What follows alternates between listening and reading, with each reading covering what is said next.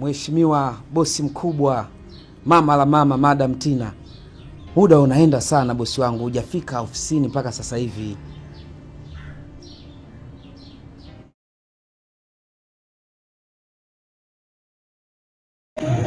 Tunaona hapo Mwaipopo anamwambia Madam Tina ambaye ni bosi wake kwamba madam, naona hujaonekana ofisini bosi wangu. Ila mimi nataka nikwambie tu bosi wangu, kwa sababu mimi ni kweli wewe wakati tunasoma wote mimi nilikuwa mpenzi wako sawa.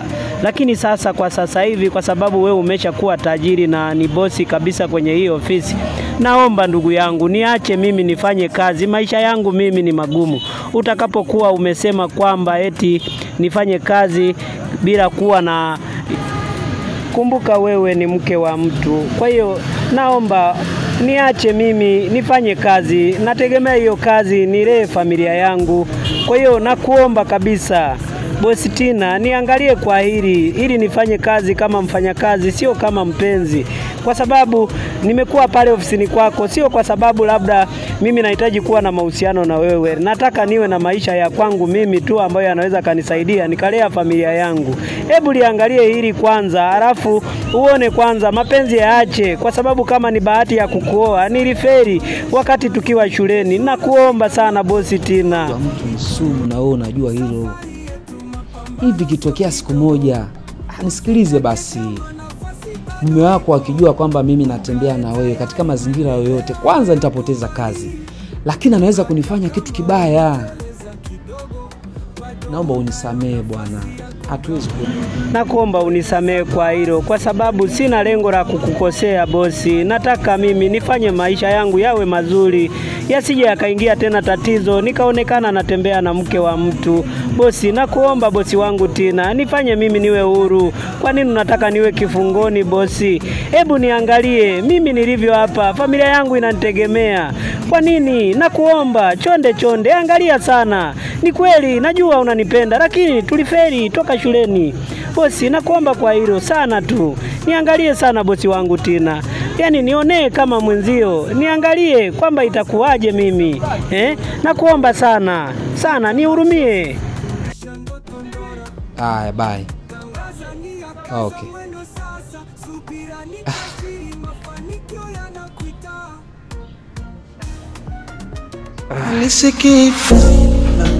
Mwaipopo baada ya kumpigia huyu sasa bosi wake Tina, anatathmini kwamba bosi kama amenielewa nitashukuru, kwa sababu mimi kazi naipenda. Sasa tukifanya mahusiano na kazi sitaweza kwenda mbele, nifanyeje mimi? Kwa akawa na pale amekaa namwangalia tu kwamba nifanyeje, bora mimi mahusiano yasiwepo kabisa, kwa sababu yakiwepo nitakosa kazi. Kwa nini? Huyu bosi anataka nikoseshe maisha yangu mimi. Mimi maisha haya nayategemea kabisa. Kwa nini anataka nifanyie hivi bosi? Kwa sababu mahusiano yalitakiwa uwepo hapo awali, lakini tukashindwa kuwa nayo. Haya mahusiano yalishindwa pale awali. Sasa kwa nini anifanyie hivi jamani? Habari yako? Salama, unaendeleaje? Poa. Kuna taarifa yote? Kwa nini? Wamekuja maskari hapa na mpelelezi wamemkamata Blandina sasa hivi. Maskari? Wamekuja hapa? Muda si mrefu hujapishana nao hapa. Hapana, mimi nilikuwa naongea na simu muda kidogo. Ndio hivyo, unajaribu kumpigia bosi Tina, naona simu yake ipo busy muda wote. Ni yule mpelelezi ndo kaja? Wamekuja na maskari wawili. I say. Hii ni balaa. Ni balaa kweli. Yule msichana yule. Yaani Spora. Tunamuona Mwaipopo pale anamsimulia kwamba yule bosi ambaye alikuwepo kama nani kule kwenye ofisi yetu, kumbe alikuwa ni tapeli. Nilisikia kabisa anasuka mpango wa kumwekea butua kwenye chakula chake sumu, na nikasikia kabisa nikiwa dirishani. Kwa hiyo yule hakuwa mtu mwema kabisa, na ndio maana hiyo ofisi naona alivamia. Alafu ukimwangalia anavuta hadi misigara. Yule anaonyesha kabisa na genge kubwa sana. Kwa hiyo pale anamsikiliza vizuri sana. Yaani yupo pale Spora anamwambia kabisa kwamba kwa nini imekuwa hivi jamani. Sasa itakuwaje? Maana bosi naye anampigia naona simu yake ipo busy. na sidhani kama anazo hizo. Kiko wako, ziko wako, dharauna. Kwenye ile kampuni wewe upo kama mfanyakazi wa kawaida au kuna kitu? Tunamwona mpelelezi akiwa na yule mwalifu wetu ambaye ni wifi yake na yule madamu. Anamwambia wewe kwenye ile ofisi ni kama nani? Kwa sababu na kuona kama pale ulikuwa wewe unang'ang'ania nini? Na kwa nini uliamua ufanye huu uhalifu? Yule anamwambia mimi pale ofisini, ile ofisi ni ofisi mali za baba yetu ambazo alituachia mimi na kaka yetu. Lakini kaka yangu mimi akaja akafanya tofauti, akammilikisha ambaye ni wifi yangu mimi amiliki zile mali. Nikachukia sana. Ndio maana nikaamua kufanya hivi na nikamtafuta Butua aweze kutengeneza mazingira ambayo yatasababisha kwamba ile kampuni irudi mikononi mwangu, kwa sababu haiwezekani wifi awe ndiye mmiliki wa zile mali. Zile mali ni zile kwetu sisi wote na kaka yangu. Na ndio maana nikaona nataka kunipora kabisa. Na kaka yako, right? Sawa.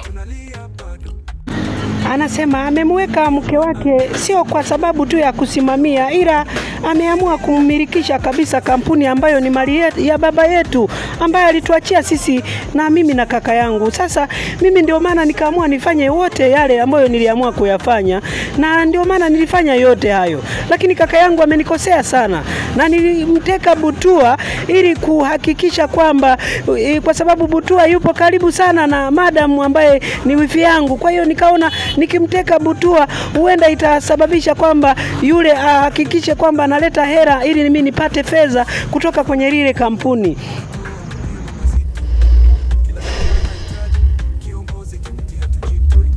Awali wende Mwaipopo yuko wapi?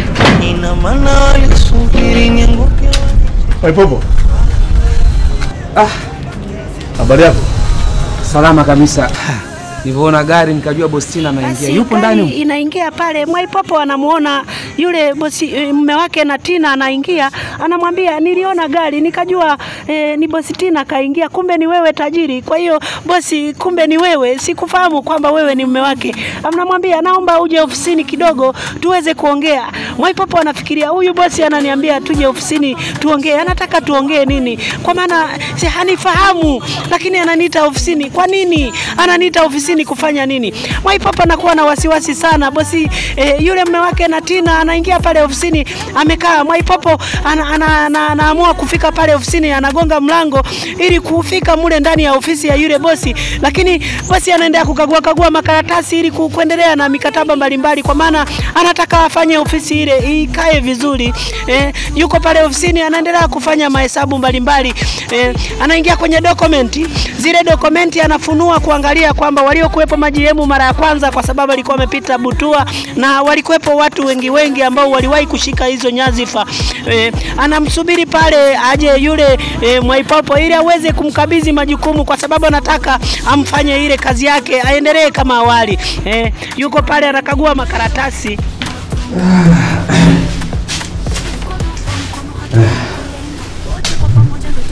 Mwaipopo anamwambia, "Na asante bosi wangu, nimeitikia wito, umesema nije ofisini."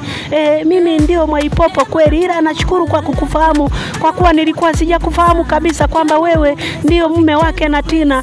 Mimi ni Mwaipopo, mume wake na Tina. Namwambia Mwaipopo, nimesoma sana kuangalia CV zako huku, zinaonyesha wewe ni mtaalamu sana, umesoma kwenye hii habari ya biashara na nini, lakini kwenye ofisi yangu una muhimu mkubwa sana wa kufanya hapa ofisini. Kwa nakuomba nikukabidhi majukumu, mimi nitakuwa bize sana uweze kusimamia hizi kazi. Najua utakuwa GM mzuri sana.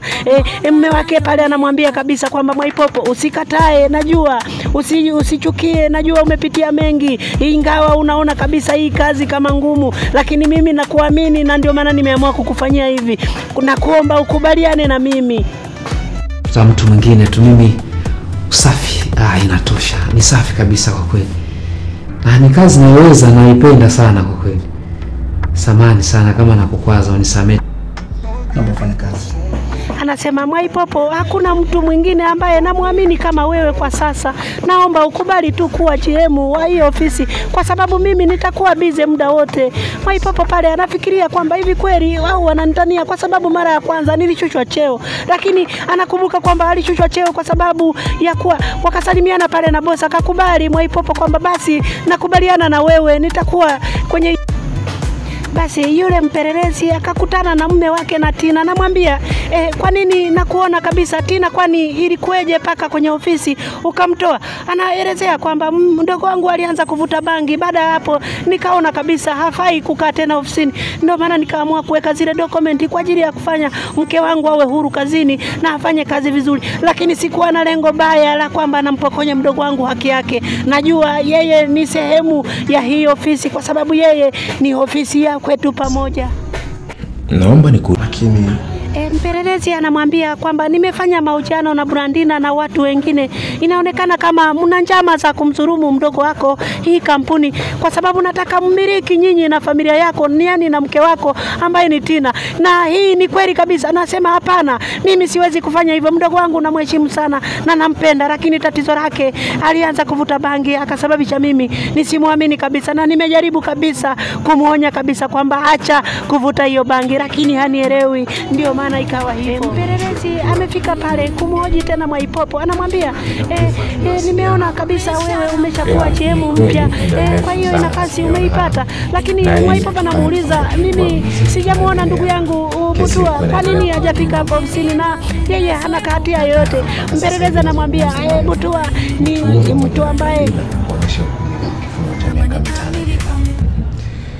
Mwaipopo, kitu pekee ambacho unashindwa kukifahamu ni kwamba ambaye alikuteka wewe ni Butua. Butua? Yes. Butua ameteka nini? Butua Madinga ndo mtu ambaye alikuteka wewe. Wewe kwa serious bwana. Butua? My friend. Butua ni kama ndugu yangu.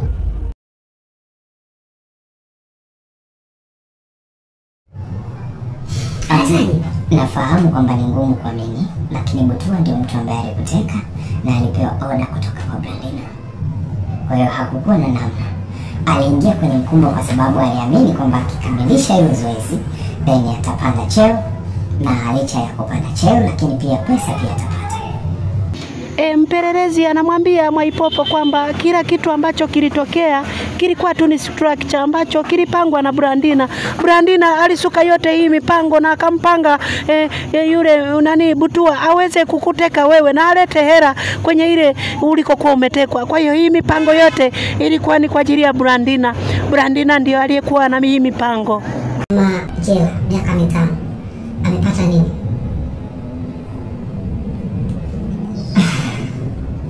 By the way, nikupongeze kwa kupanda cheo. Anasema, ndugu yangu Mwaipopo, nashukuru kwa kuwa nikupongeze pia kwa kuwa umepanda cheo. Mungu tu akubariki, umepanda cheo na ni juhudi zako za kuwa mwaminifu. Usingekuwa mwaminifu hata hiki cheo usingepata ndugu yangu Butua. Mwaipopo. Kwa hiyo Mwaipopo, nashukuru kwa hilo kwa kuwa umefanya juhudi nzuri za kuwa ni kijana mwema sana na ndio maana umepata hiki cheo. Nilikuwa namueleza sana ili vijana wanakuwa na tamaa. Ni kitu kibaya sana kusikia kuhusu yeye. Basi nakushukuru sana bwana kwa update. Kwa hiyo nafikiri nitatafuta muda niende nikamuone gerezani. Nadhani kuna utaratibu wa kufuata. Siku za kwenda kuona wafungwa. Nitaenda kuona nione ndugu yangu anaendeleaje.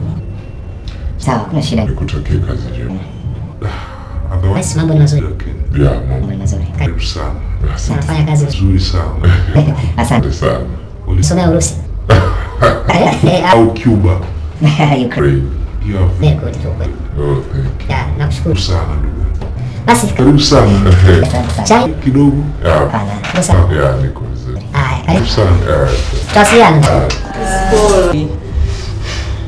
Vipi? Basi tunamwona pale anaingia pale huyu mfanyakazi mwingine ambaye alikuwa anafanya kazi na wakina Butua ambaye anaitwa Sport. Nikacheke na nyani kidogo mpaka mtoto na kujifungua. Kweli bosi hayupo. Tupo mume wake. Vipi mume wake? Sio mkali atanielewa. Sijui ndo kwanza kaanza kazi. Sijui kwa upande wake mimi alipoingia ipo serious kidogo. Ila atakuelewa kutokana na hali yako. Na bosi si alishakupa nini? Na kupumzika. Na Mwaipopo yupo. Ngoja nimuone kwanza. Bosi hapo nimuone Mwaipopo.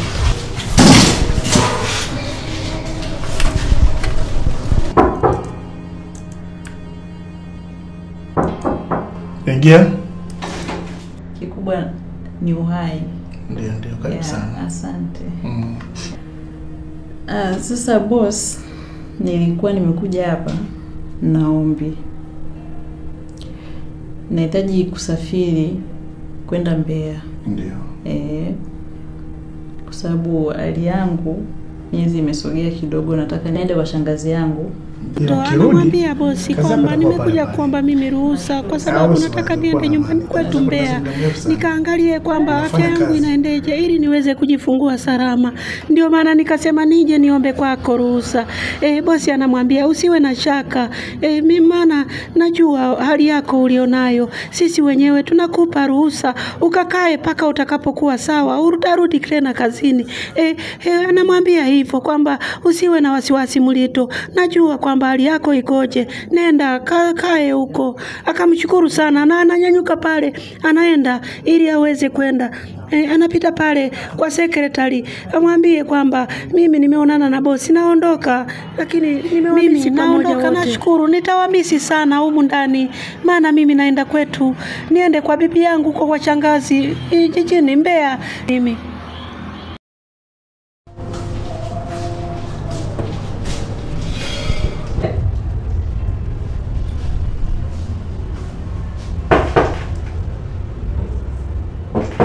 Karibu.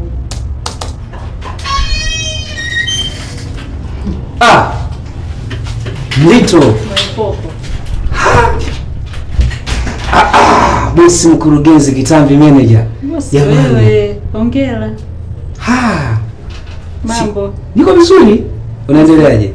Kama unavyoniona. Siku zimekimbia sana. Anko amekuwa namna hii? Hello Anko. Mambo? Yaani niko hoi. Tunakusubiri duniani mama.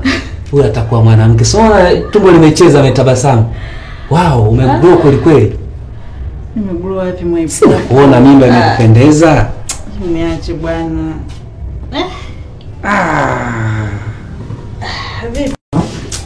Huyo mtoto wako huyo Mlito mimi nakwambia huyo. Yaani akizaliwa atakuwa mzuri kama mama yake. Yaani sasa hivi ngozi yako iko ni Sio kwamba yani nikishajifungua ngozi yote itapotea. Hapana, umezidi kupendeza. Mimi sina kujua ndugu yangu. Nimekumisi sana sana sana. Hata mimi nilikumisi. Hongera kwanza. Hongera.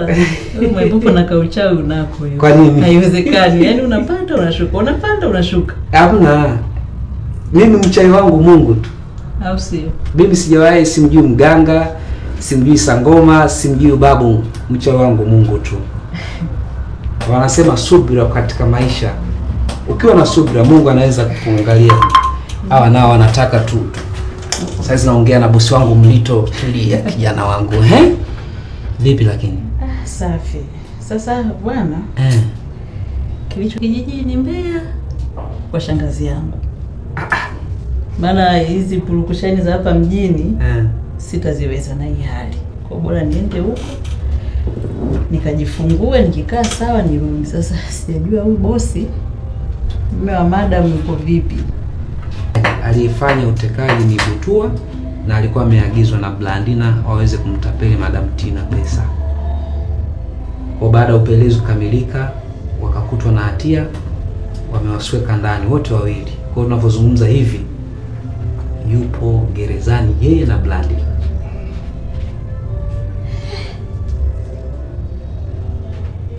Na huyu Blandina ni nani? Huyu Blandina huyu ni wifi yake na Bostina.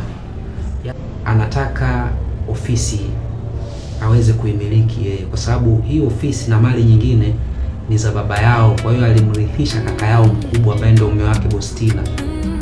Sasa utawala wa mali, uendeshaji akampa Tina kwa sababu akili zimo, ana elimu kubwa na Blandina ni mtu wa hovyo tu, mtasikia rabandi, levi, hawezi kuendesha.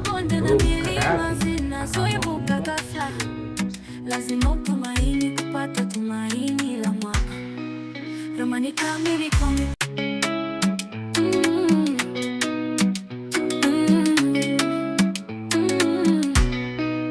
Mesha ramani yenye mistari michache inapotosha kila njia bila uwe